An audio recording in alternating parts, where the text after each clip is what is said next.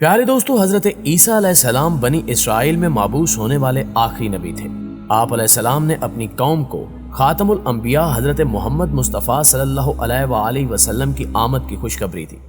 قرآن کریم میں ارشاد ہے کہ اور جب عیسیٰ ابن مریم علیہ السلام نے کہا کہ اے بنی اسرائیل، میں تمہارے پاس اللہ کا بھیجا ہوا آیا ہوں اور ایک پیغمبر کی جو میرے بعد آئیں گے جن کا نام احمد ہوگا بشارت سناتا ہوں۔ سورہ صف آیت 6۔ حضرت عیسیٰ علیہ السلام کے بعد تقریباً 600 سال تک کوئی نبی نہیں آیا۔ پھر اللہ تعالیٰ نے ہمارے آقا سرکار دو عالم محمد مصطفیٰ صلی اللہ علیہ وآلہ وسلم کو سارے جہانوں کے لیے رحمت بنا کر مبعوث فرمایا اور ان پر آخری آسمانی کتاب قرآن مجید نازل فرمائی۔ حضرت عیسیٰ علیہ السلام پر انجیل نازل فرمائی گئی تھی۔ ارشاد باری تعالیٰ ہے، اور ہم نے ان پیغمبروں کے بعد عیسیٰ ابن مریم کو اپنے سے پہلی کتاب یعنی تورات کی تصدیق کرنے والا بنا کر بھیجا، اور ہم نے انجیل عطا کی جس میں ہدایت اور نور تھا۔ سورہ المائدہ 46۔ ابن جریر نے تحریر کیا کہ حضرت عیسیٰ علیہ السلام پر جب انجیل نازل ہوئی تو آپ علیہ السلام کی عمر مبارک 30 سال تھی، اور نبوت کے 3 سال بعد یعنی 33 برس کی عمر میں اللہ تعالیٰ نے آپ علیہ السلام کو آسمان پر اٹھا لیا۔ دوستو، قرآن کریم کی 13 سورتوں میں مختلف ناموں سے حضرت عیسیٰ علیہ السلام کا تذکرہ موجود ہے۔ 26 مقامات پر عیسیٰ، 23 مقامات پر ابن مریم، 11 جگہوں پر مسیح اور 1 مقام پر عبداللہ کہا گیا ہے۔ قرآن کریم کی 19ویں سورہ مریم حضرت عیسیٰ علیہ السلام کی والدہ محترمہ کے نام پر ہے، جس میں حضرت مریم بنت عمران اور حضرت عیسیٰ علیہ السلام کا قصہ تفصیل کے ساتھ موجود ہے۔ اس کے علاوہ قرآن کریم کی 3 سورہ آل عمران حضرت مریم علیہ السلام کے والد ماجد کے نام سے منسوب ہے، جس میں حضرت مریم کی پیدائش کا واقعہ بیان کیا گیا ہے۔ قرآن کریم کی 5ویں سورہ المائدہ میں اس کھانے کا ذکر ہے جس کی فرمائش حضرت عیسیٰ علیہ السلام کے حواریوں نے کی تھی۔ حضرت عیسیٰ علیہ السلام نے بارگاہ خداوندی میں دعا کی جس پر آسمان سے مائدہ یعنی کھانے کے خوان کا نزول ہوا۔ سورہ مریم کی آیات 16 سے 35 کے درمیان حضرت عیسیٰ علیہ السلام کی پیدائش کا ذکر فرمایا گیا ہے۔ حضرت مریم بیت المقدس سے متصل حجرے میں قیام پذیر تھی۔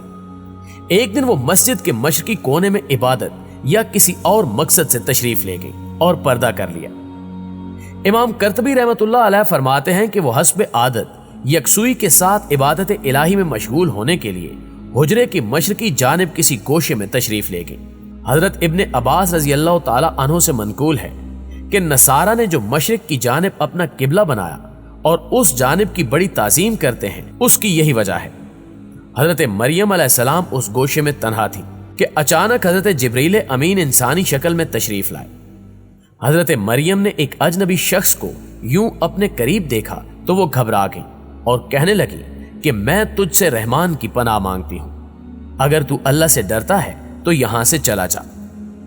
حضرت جبریل نے فرمایا کہ تم مجھ سے ڈرو نہیں، میں تو پروردگار کا بھیجا ہوا فرشتہ ہوں اور تمہیں ایک پاکیزہ بیٹا دینے کی خوشخبری لے کر آیا ہوں۔ حضرت مریم نہایت حیران اور پریشان ہوئی اور تعجب سے فرمایا کہ بھلا میرے ہاں بچہ کیسے ہو سکتا ہے؟ مجھے تو کسی انسان نے ہاتھ تک نہیں لگایا اور نہ ہی میں بدکار ہوں۔ حضرت جبریل علیہ السلام نے فرمایا، ہاں بات تو یہی ہے، لیکن اللہ تعالیٰ فرماتا ہے کہ یہ میرے لیے بہت آسان ہے اور ہم اسے اپنی قدرت تخلیق کے لیے نشانی بنانا چاہتے ہیں۔ اس سے قبل ہم نے تمہارے باپ آدم کو مرد اور عورت کے بغیر اور تمہاری ماں حوا کو صرف مرد سے پیدا کیا، اور اب عیسیٰ علیہ السلام کو پیدا کر کے چوتھی شکل میں بھی پیدا کرنے پر اپنی قدرت کا اظہار کرنا چاہتے ہیں، اور وہ ہے صرف بغیر مرد کے پیدا کرنا۔ دراصل اللہ تعالیٰ تو قادر مطلق ہے، وہ جب جہاں اور جس طرح چاہے پیدا کر سکتا ہے۔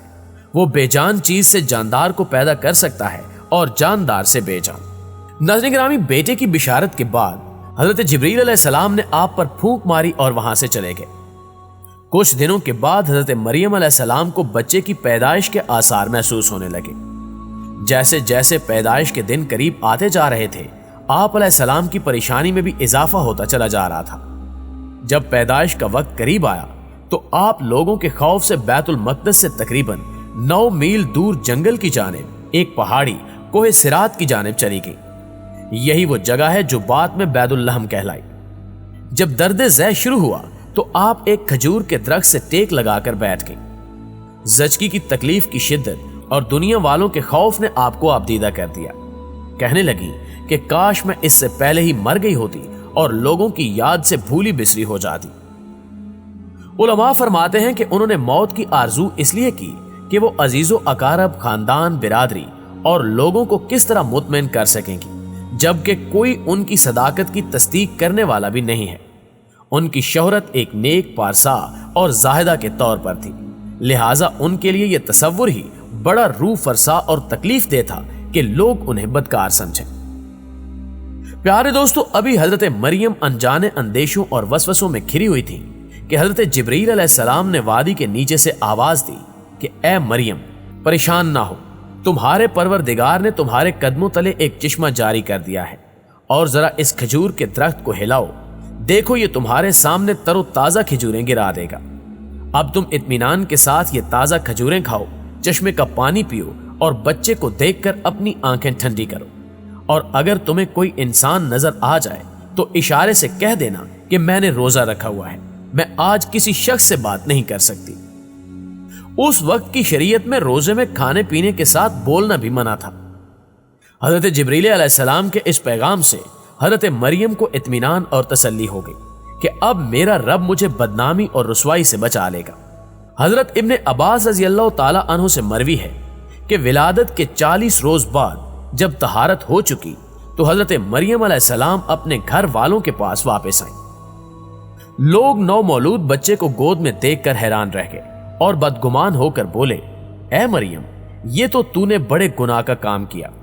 ना तो तेरा बाप बुरा आदमी था और ना तेरी मां बदकार थी। हजरत मरियम ने जिब्रील अमीन की हिदायत के मुताबिक बच्चे की तरफ इशारा कर दिया।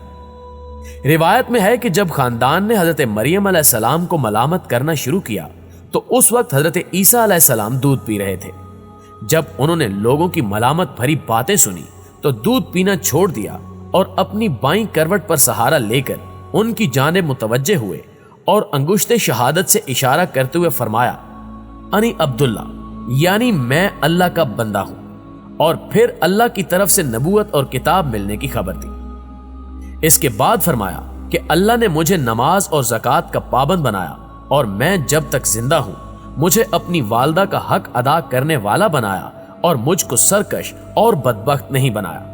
और अल्लाह की सलामती है मुझ पर जब मैं पैदा हुआ, जब मैं मरूंगा और जब दोबारा जिंदा करके उठाया जाऊंगा। सूरह मरियम। लोगों ने जब नौमौलूद बच्चे के मुंह से ये अल्फाज सुने तो हैरत ज़दा हो गए और उन्हें यकीन हो गया कि बीबी मरियम अलैहिस्सलाम पाक दामन है और ये बच्चा अल्लाह का बरगजीदा बंदा है।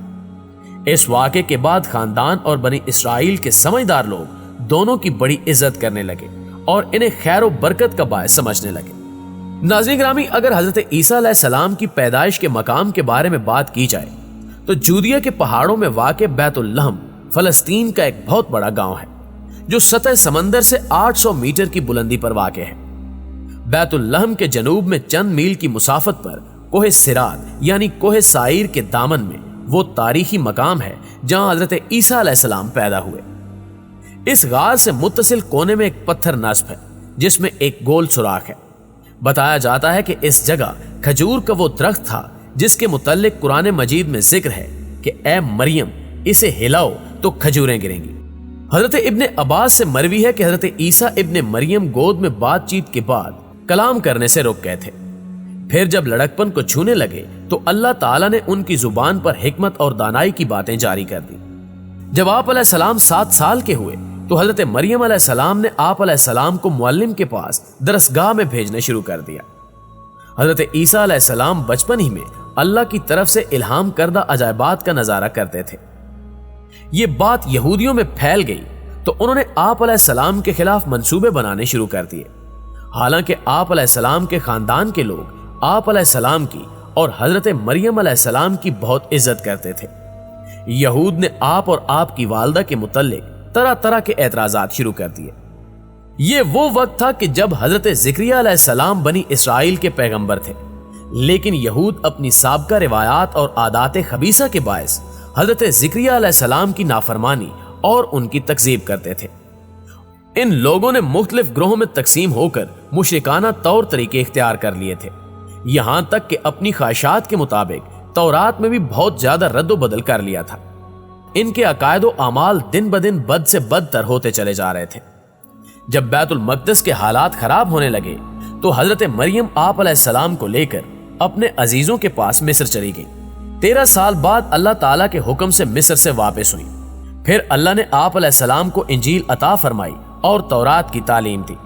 اس کے علاوہ مردوں کو زندہ کرنا، کوڑیوں کو صحیح کرنا اور دوسرے معجزات سے نوازا۔ آپ علیہ السلام شہر شہر قریہ قریہ دین حق کی تبلیغ فرماتے اور لوگوں تک اللہ کا پیغام پہنچاتے، حسب ضرورت اپنے معجزات سے ان کی مدد بھی فرماتے۔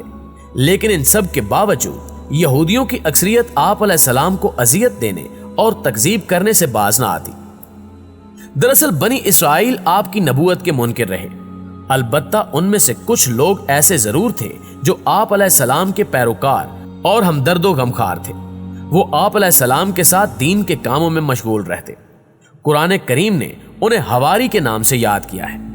ارشاد باری تعالیٰ ہے کہ جب حضرت عیسیٰ علیہ السلام نے ان کا کفر محسوس کر لیا تو کہنے لگے، اللہ تعالیٰ کی راہ میں میری مدد کرنے والا کون کون ہے؟ حواریوں نے جواب دیا کہ ہم اللہ تعالیٰ کی راہ میں آپ کے مددگار ہیں، ہم اللہ تعالیٰ پر ایمان لائے اور آپ گواہ رہیے کہ ہم تابعدار ہیں۔ سورہ آل عمران 25۔ مفسرین نے بہت ہی قریبی حوارین کی تعداد 12 بتلائی ہے۔ حوارین حواری کی جمع ہے اور اس کے معنی انصار یعنی مددگار کے ہیں۔ جیسے حضور نبی کریم صلی اللہ علیہ وآلہ وسلم کا فرمان ہے کہ ہر نبی کا کوئی نہ کوئی حواری یعنی مددگار ہوتا ہے، اور میرے حواری زبیر رضی اللہ تعالی عنہ ہے۔ جی تو پیارے دوستوں، وقت کی کمی کے باعث آج کی ویڈیو یہاں ختم کرتے ہیں۔ انشاءاللہ آپ سے ملاقات ہوتی ہے اگلی ویڈیو میں، تب تک اپنا ڈھیر سارا خیال رکھیے گا۔ اللہ نگہبان۔